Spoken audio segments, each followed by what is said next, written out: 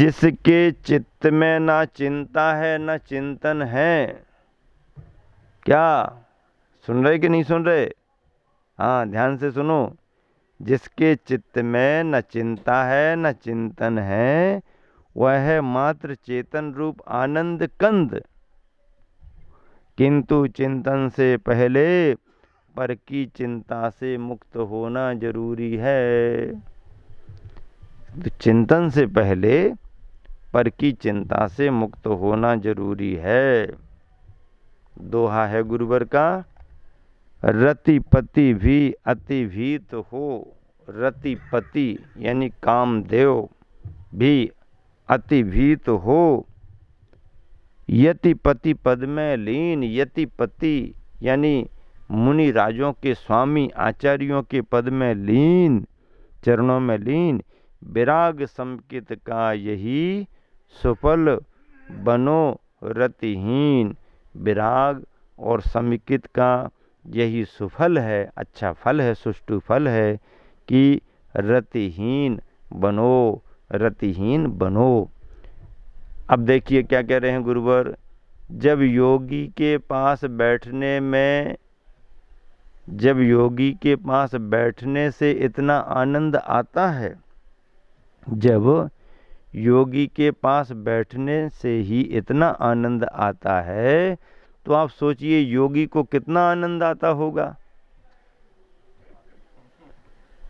जब योगी के पास बैठने से ही इतना आनंद आता है, तो फिर सोचिए योगी को कितना आनंद आता होगा। आप कहते हो आचार्य की एक झलक देख लेते हैं तो मन बाग बाग हो जाता है, मन प्रसन्न हो जाता है। आचार्य के सामने प्रवचन में जरा बैठ जाओ, बहुत आनंद आता है। अब जब उनको देखने से, उनके पास जरा सा बैठने से ही आपको इतना आनंद आता, फिर विचार तो करो उनको कितना आनंद आता होगा। यही है कि योगी के पास बैठने में ही इतना आनंद आता, तो योगी की भूमिका बहुत आगे की है, बहुत बड़ी साधना है उनकी। शुभोपयोग में आकर श्रीमन अपने आप को संभाल तो लेता है। शुभोपयोग में आकर श्रीमन अपने आप को संभाल तो लेता है, किंतु अध्यात्म का माल तो वह शुद्धोपयोग में ही पाता है। अध्यात्म का माल तो वह शुद्धोपयोग में ही पाता है। माल तो शुद्धोपयोग में है। अब ये बात अलग है कि शुद्धोपयोग के उस माल से बाहर निकल आए तो संभाल लो शुभोपयोग में। शुभोपयोग में अपने को संभाल लेना ठीक है, पर माल तो शुद्धोपयोग में ही मिलेगा। माल तो शुद्धोपयोग में मिलेगा। एक संदर्भ है मुझको याद आ गया। आचार्य श्री शिवनी मध्य प्रदेश में पहली बार विराजमान हुए। वहाँ के प्रसिद्ध विद्वान पंडित सुमेर चंद जी दिवाकर आचार्य श्री के पास आए। वह आचार्य श्री शांति सागर जी महाराज जी के साथ काफ़ी समय रहे। चार्य चक्रवर्ती ग्रंथ भी लिखा।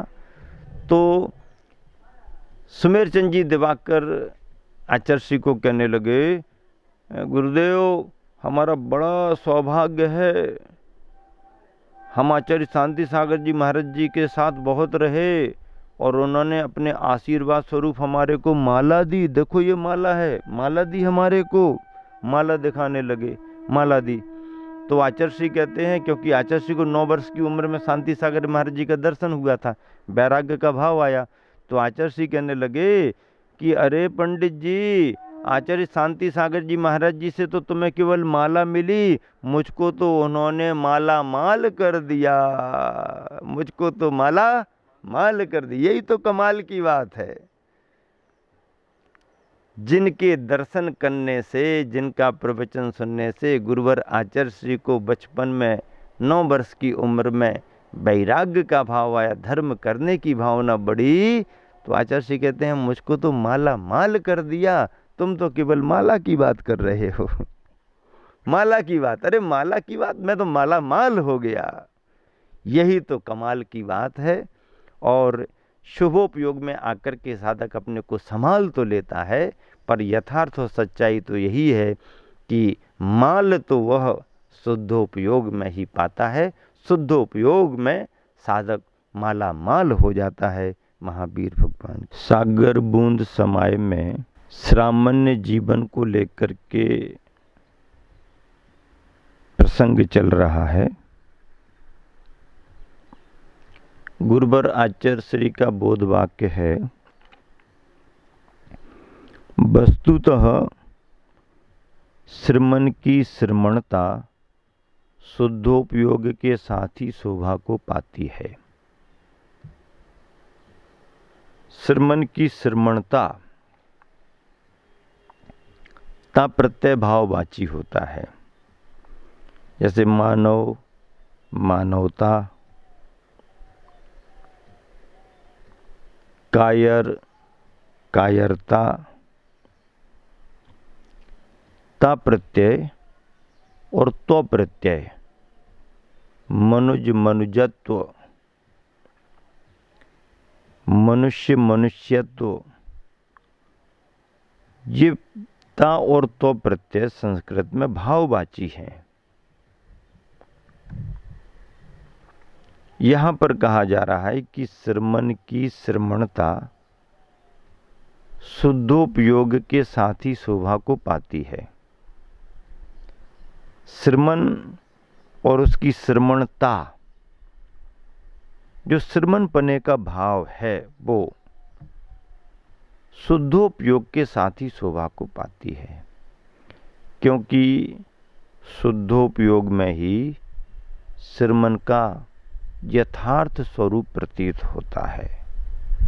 और शुद्धोपयोग की स्थिति कब बनती है? शुद्धोपयोग की स्थिति ध्यान में बनती है। निर्विकल्प समाधि की अवस्था होती है वो शुद्धोपयोग की स्थिति प्रवृत्ति में नहीं बन पाती। प्रवृत्ति तो अलग है, ध्यान की अवस्था निर्वृत्ति की अवस्था मानी जाती है। तो ऐसी निर्वृत्ति की अवस्था में श्रमण का स्वरूप उभर करके दिखाई देता है। ध्यान की अवस्था है, शुद्धोपयोग की अवस्था है। बाहुबली खड़े हैं तो खड़े हैं, आदिनाथ बैठे हैं तो ध्यान में बैठे हैं। पद्मासन अवस्था, खड्गासन अवस्था, खड्गासन मुद्रा में ध्यान करने को प्रतिमा योग कहते हैं। ऐसे श्रमण जब निर्वृत्ति में यानी सामयिक में ध्यान में रहते हैं तो उस समय शुद्धोपयोग की अवस्था होने से श्रमण की श्रमणता शोभा को प्राप्त होती है।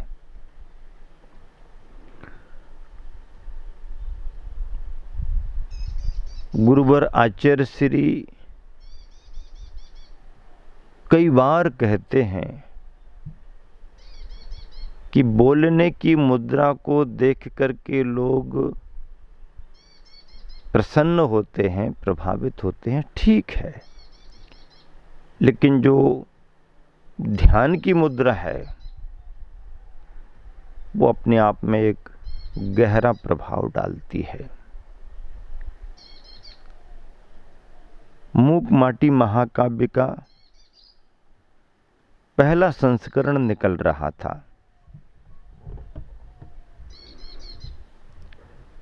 भारतीय ज्ञानपीठ वालों ने उस समय साहू अशोक कुमार जी ज्ञानपीठ संस्था के अध्यक्ष थे, मैनेजिंग डायरेक्टर थे।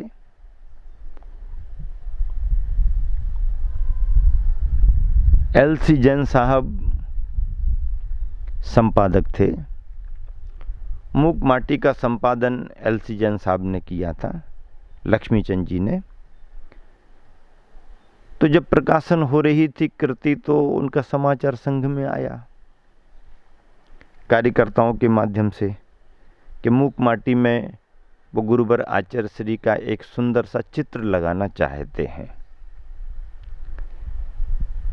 अब चित्र लगाना चाहते हैं तो कौन सा चित्र लगाएं? आचार्य श्री के तो बहुत सारे फोटो थे। होते करते कार्यकर्ताओं के माध्यम से बात हम लोगों के पास तक आई। ब्रह्मचारियों के पास, महाराज जियों के पास कुछ चित्रों का संग्रह था, कलेक्शन था। तो ये प्रवचन की मुद्रा है, ये बिहार की मुद्रा है, ये स्वाध्याय की मुद्रा है, आदि आदि। ये फोटो अच्छी, वो फोटो अच्छी, चर्चा हम लोग कर रहे थे।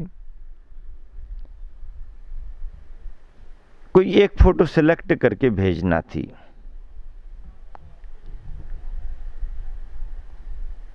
तो उस समय फिर फाइनल कौन करे, क्या करें? तो एलसी जैन के पास में कुछ फोटो पहुंच गई होगी, तो उन्होंने कहा कोई भी एक फाइनल करके बता दें। तो उन्होंने कुछ अलग सिलेक्शन किया, किसी ने कुछ अलग बताया। जब फाइनल जैसा नहीं हुआ तो हम लोगों ने सोचा कि इस पर अपन को एक बार विचार और कर लेना चाहिए। तो किसी माध्यम से ये बात जान ली गई गुरुवर के भावों से कि मुद्राओं में बोलने की मुद्रा ठीक रहेगी या ध्यान की मुद्रा।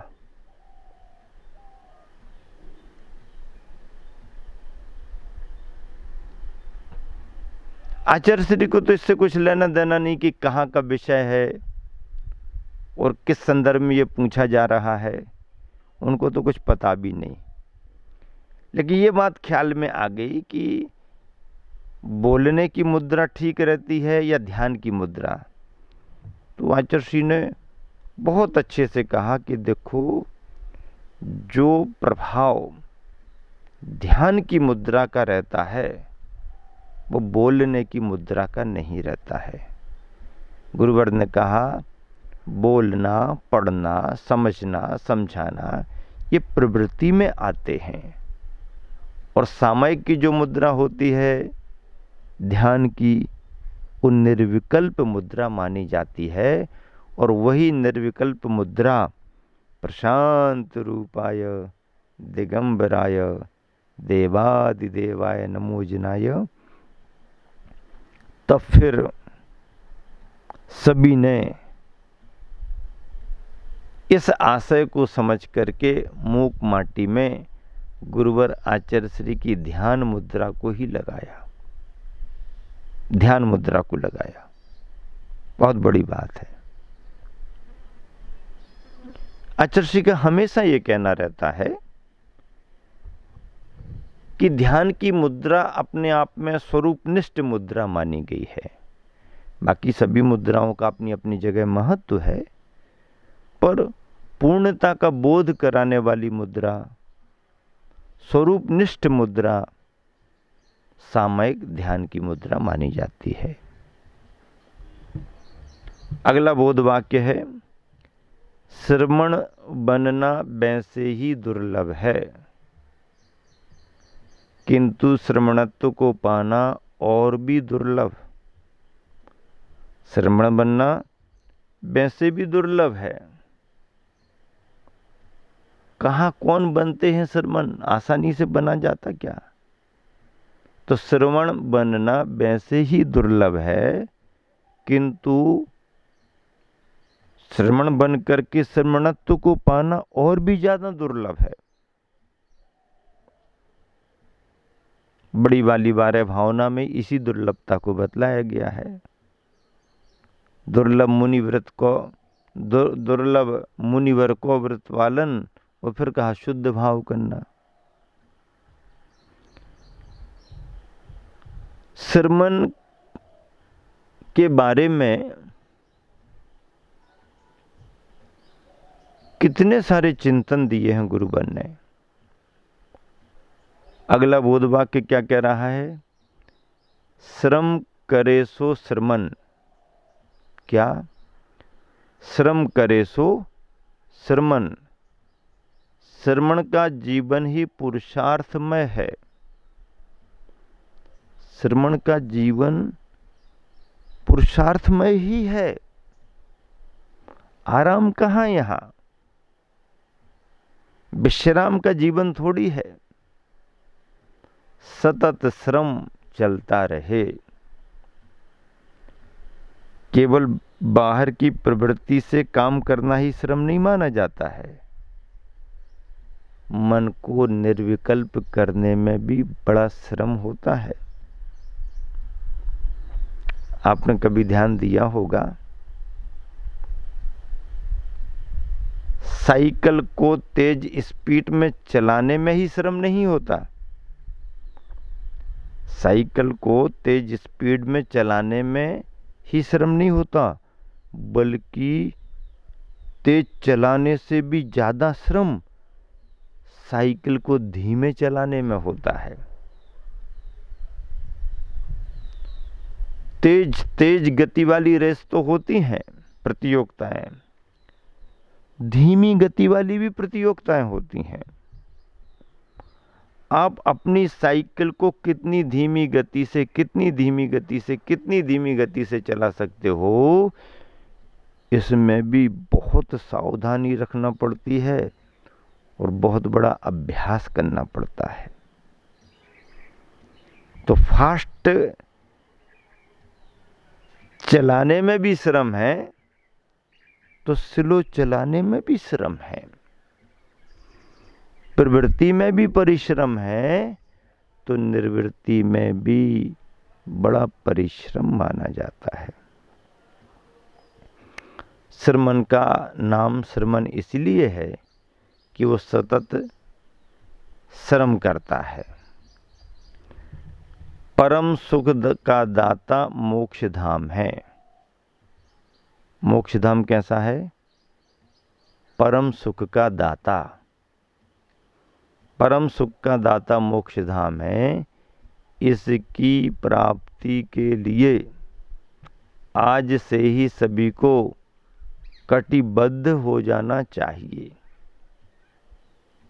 आज से ही, कल पर नहीं टालना, आज से ही। क्यों? क्योंकि कल तो कल ही है।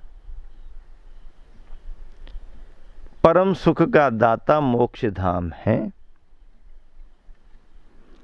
इसकी प्राप्ति के लिए आज से ही सभी को कटिबद्ध हो जाना चाहिए।